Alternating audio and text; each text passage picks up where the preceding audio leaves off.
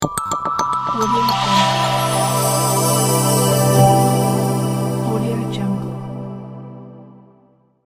ವೇತನದ ಏನು ಸಮಸ್ಯೆ ಇದೆ? ಯಾಕೆ ಆ ವಿದ್ಯಾರ್ಥಿ ವೇತನದ ಅರ್ಜಿ ಹೆಚ್ಚಾಗಿ ಹಾಕಿಸ್ತಾ ಇಲ್ಲ? ವಿದ್ಯಾರ್ಥಿ ವೇತನದ ಸಮಸ್ಯೆ ಅಂದರೆ ಆಧಾರ್ ಕಾರ್ಡು VDD ಕಾರ್ಡು ನಾವು ಮಾಸ್ಟರ್ ಓದಿ ಕೇಳ್ತೀವಿ.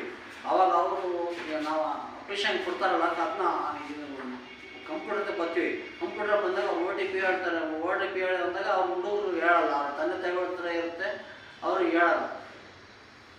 ಯಾಕೆ ಹೇಳಲ್ಲ? ಯಾಕೆ ಹೇಳಲ್ಲ ಅಂದರೆ ಇದು ಹೆಂಗ ನಂಬರ್ ಬಂದಿದೆ ಅಂತ ಕೇಳ್ತಾರೆ ಸರ್. ನೀವು ಅವ್ರಿಗೆ ಮನವರಿಕೆ ಮಾಡ್ಬೇಕು, ವಿದ್ಯಾರ್ಥಿ ವೇತನ ನಿಮಗೆ ದುಡ್ಡು ಬರುತ್ತೆ ನಿಮ್ಮ ಅಕೌಂಟಿಗೆ, OTP ಹೇಳಿ ಅಂತ. ನಮ್ಮ ಮಾಸ್ಟ್ರು ಅದೇ ಹಾಕಿದ್ರೆ ವಿದ್ಯಾರ್ಥಿ ವೇತನ ನೀವೇನು ಹಾಕಿಸ್ತೀರ ಅಂತ ಹೇಳ್ತಾರೆ. ಮತ್ತೆ ಆನ್ಲೈನ್ ಇಂದ ಭಾರಿ ಪ್ರಾಬ್ಲಮ್ ಆಗ್ತೈತೆ. ಆಫ್ಲೈನ್ ಇದ್ರೆ ತುಂಬಾ ಚೆನ್ನಾಗಿ, ತುಂಬಾ ಚಂದ. ಆಫ್ಲೈನ್ ಅಲ್ಲ ಇದ್ರೆ ಸೀದಾ ನೇರವಾಗಿ ಅವ್ರ ಮನೆ ಚೆಕ್ ಹೋಗಿ ಮುಟ್ಟೋದು, ಕೈ ಇಸ್ಕೊಂಡು ಶಾಲೆ ಕೊಟ್ಟು ಶಾಲೆಯಿಂದ ಸೀಲು ಸೈನ್ ಹಾಕ್ಸ್ಕೊಂಡು ಅವ್ರು ಚೆಕ್ ಕೊಟ್ಟು ಮನೆಗೆ ಬರ್ತಿದ್ವಿ. VRWಗಳು ಇಷ್ಟು ಮಾಡ್ತಿದ್ವಿ. ಈಗ ಆನ್ಲೈನ್ ಇಂದ ಪ್ರಾಬ್ಲಮ್ ಆಗ್ತದೆ. ಹೇಳ್ರಮ್ಮ. ಆನ್ಲೈನ್ ಇಂದ ಬಹಳ ಸಮಸ್ಯೆ ಆಗಿದೆ.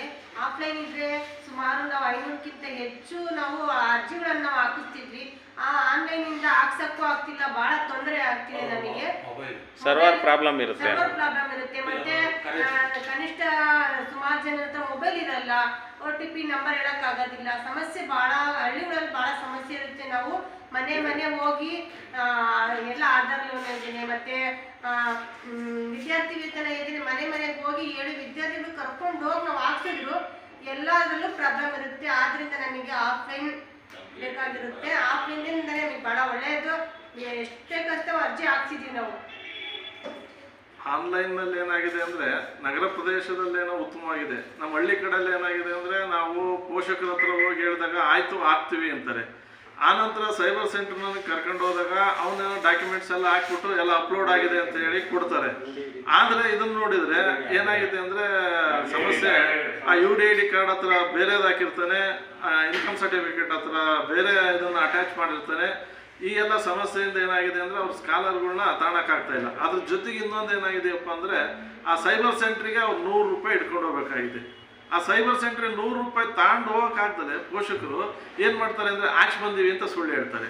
ಎಲ್ಲಪ್ಪ ಅಕ್ನಾಲೇಜ್ಮೆಂಟ್ ಕೊಡ್ರಿ ಅಂದರೆ ನಮ್ಮ ಮಗ ಇಟ್ಕೊಂಡಿದ್ದಾನೆ, ಅವಾಗ ಬಂದಾಗ ಕೊಡ್ತೀವಿ ಬರೋರಿ ಅಂತಾರೆ. ಈ ಸಮಸ್ಯೆ ಇರೋದ್ರಿಂದ ಆಫ್ಲೈನಲ್ಲಾದ್ರೆ ಏನಾಗುತ್ತಪ್ಪ ಅಂದರೆ ಶಾಲಾ ಮುಖ್ಯಸ್ಥರು ಸೈನ್ ಹಾಕಿಕೊಟ್ಟಿರ್ತಾರೆ, ನಾವು ಹಾಕಿರ್ತೀವಿ, MRW ಅವ್ರು ಹಾಕಿಕೊಟ್ಟಿರ್ತಾರೆ. ಆಫ್ಲೈನ್ ಬೇಕಾದ್ರೆ ಅವ್ರ ಅಕೌಂಟಿಗೆ ಬೇಕಾದ್ರೆ ನೀವು ಆನ್ಲೈನಲ್ಲೇ ಹಾಕಿ, ನಮಗೇನು ಇದಿಲ್ಲ. ಆದರೆ ಆನ್ಲೈನಲ್ಲಿ ಸಬ್ಮಿಟ್ ಮಾಡೋದು ತುಂಬ ಕಷ್ಟ ಆಗ್ತಾ ಇದೆ. ಏಕೆಂದರೆ ಈ ಇರ್ತಕ್ಕಂಥ ಅಂಗವಿಕಲ ವಿದ್ಯಾರ್ಥಿಗಳು ತಾಂತ್ರಿಕವಾಗಿ ಮತ್ತು ಟೆಕ್ನಿಕಲ್ ಆಗಿ ಅಂಥ ಬ್ರಿಲಿಯನ್ಸ್ ಇರೋದಿಲ್ಲ. ನಾವು ಸಹ ಕರ್ಕೊಂಡೋಗಿ ಮಾಡಿಸ್ಬೇಕು ಅಂದರೆ ಎಲ್ಲದಕ್ಕೂ ಹಣ ಬೇಕಾಗಿದೆ. ಪೋಷಕರು ಸಹ ಏನು ಮಾಡ್ತಾರಪ್ಪ ಅಂದರೆ ಕೆಲಸದ ಒತ್ತಡದ ಮೇಲೆ ನಮ್ಮ ವಿದ್ಯಾರ್ಥಿ ವೇತನದ ಬಗ್ಗೆ ಗಮನ ಕೊಡಲ್ಲ. ಬಂದರೆ ಬರಲಿ, ಬಿಟ್ಟರೆ ಬಿಡಲಿ, ಹೋಗಪ್ಪ ಅಂತನೆಲ್ಲ ಬಯಸಿ. 100ಕ್ಕೆ ಎಷ್ಟು % ವಿದ್ಯಾರ್ಥಿ ವೇತನ ಈಗ ಸಂದಾಯ ಆಗ್ತಾ ಇದೆ ಆನ್ಲೈನ್ ಆದಾಗಲಿಂದ? ಆನ್ಲೈನ್ ಆದಾಗಲಿಂದ ಸುಮಾರು ಒಂದು 80% ಆಗಿ 20% ಹೊರಗುಳಿತಾ ಇದ್ದಾರೆ. ಅವ್ರು ಯಾಕೆ ನೆಗ್ಲೆಕ್ಟ್ ಮಾಡ್ತಾ ಇದ್ದಾರೆ ಅಂದರೆ ನಾಳಿಗೆ ಹಾಕೋಣ ನಾಡ್ದಕ್ಕೆ, ಅವರಿಗೂ ಕೆಲಸದ ಒತ್ತಡ. 20% ಹಾಕ್ತಾ ಇದ್ದಾರೆ ಅಷ್ಟೇ. 20% ಆಗ್ತಾ ಇದೆ ಅಷ್ಟೇ. ಏಕೆಂದರೆ ರೈತರುಗಳು ಇರೋದ್ರಿಂದ ಬೇರೆ ಜಮೀನು ಅದು ಇದ್ರ ಕಡೆ ಗಮನ ಕೊಡ್ತಾರೆ ಹೊರತು ನಮ್ಮ ಅಂಗವಿಕಲ ವಿದ್ಯಾರ್ಥಿಗಳ ಬಗ್ಗೆ ಬಂದು ಅವ್ರಿಗೆ ಬೇಕಾಗಿರ್ತಕ್ಕಂಥ ದಾಖಲಾತಿಗಳನ್ನು ಸೈಬರ್ ಸೆಂಟ್ರಿಗೆ ತಗೊಂಡೋಗಿ ಸಬ್ಮಿಟ್ ಮಾಡೋಕ್ಕೆ ಅವರಿಗೆ ಗಮನ ಬರ್ತಾ ಇಲ್ಲ. VRWಗಳು ಹೋಗಿ ಗೈಡ್ ಮಾಡ್ಬೋದಲ್ಲ? ಮಾಡಿದೀವಿ. ಗೈಡ್ ಮಾಡಿ ಅವ್ರ ಮನೆ ಹತ್ರ ಹೋಗಿರೋದ್ರಿಂದಲೇ ಈ ಅನುಭವ ಆಗ್ತಾ ಇರೋದು. ನಾಳೆ ಬರ್ತೀನಿ ನಡಿಯಪ್ಪ ಅಂತಾರೆ. ನಾಳೆ ಬಂದಾದ್ಮೇಲೆ ಏನಾಯ್ತು ಅಂದ್ರೆ ನಾಡ್ದು ಬರ್ತೀನಿ ನಡಿಯಪ್ಪ ಅಂತ. ಇದ್ರ ಜೊತೆಗೆ ಈಗ 2ನೇ ವರ್ಷದಲ್ಲಿ ಏನಾಯ್ತು ಅಂದ್ರೆ ಅವ್ರಿಗೆ ಸರಿಯಾಗಿ ಸ್ಕಾಲರ್ಗಳು ಸಬ್ಮಿಟ್ ಆಗಲಿಲ್ಲ. ಅವ್ರ ಅಕೌಂಟಿಗೆ ಸಬ್ಮಿಟ್ ಆಗ್ದಿರೋದನ್ನ ಹೇಳ್ತಾರೆ. ಮೊನ್ನೆ 100 ರೂಪಾಯಿ ಕೊಟ್ಟು ಹೋದಷ್ಟು ಮಾಡ್ಸಿವಪ್ಪ, ನಿಮ್ಮ ಸರ್ಕಾರದವ್ರು ಏನು ಕೊಡಲಿಲ್ಲ, ಸುಮ್ಮನೆ ಮುಚ್ಕೊಂಡು ಹೋಗ್ರಿ ಅಂತಲೂ ಕೆಲವೊಂದು ಭಾಷೆ ಮಾತಾಡ್ತಾರೆ. ನಾವು ಅವ್ರ ನೋವು ಗೊತ್ತಿದೆ, ಅವ್ರ ನೋವು ಗೊತ್ತಿರೋದ್ರಿಂದ ನಾವು ಸಹಿಸ್ಕೊಂಡು ಬಂದಿದ್ದೀವಿ. ಆದಷ್ಟು ನಮ್ಮ ಒಂದು ನಿಮ್ಮಲ್ಲಿ ರಿಕ್ವೆಸ್ಟ್ ಏನಂದರೆ ಒಂದು ಆಫ್ಲೈನಲ್ಲಿ ಅರ್ಜಿಯನ್ನು ಕೊಡ್ತಕ್ಕಂಥ ವ್ಯವಸ್ಥೆಯನ್ನು ಮಾಡಿದರೆ ಅವ್ರಿಗೆ DBT ಮೂಲಕ ನೀವು ನೇರವಾಗಿ ಹಣವನ್ನು ಹಾಕ್ತಕ್ಕಂಥ ವ್ಯವಸ್ಥೆ ಮಾಡಿ. ನಮಗೇನು ಚೆಕ್ ಕೊಡೋದು, ನಮ್ಮಿಂದ ಚೆಕ್ ಹೋಗ್ತಕ್ಕಂಥ ಅವಶ್ಯಕತೆ ನಾವು ಬಯಸೋದಿಲ್ಲ.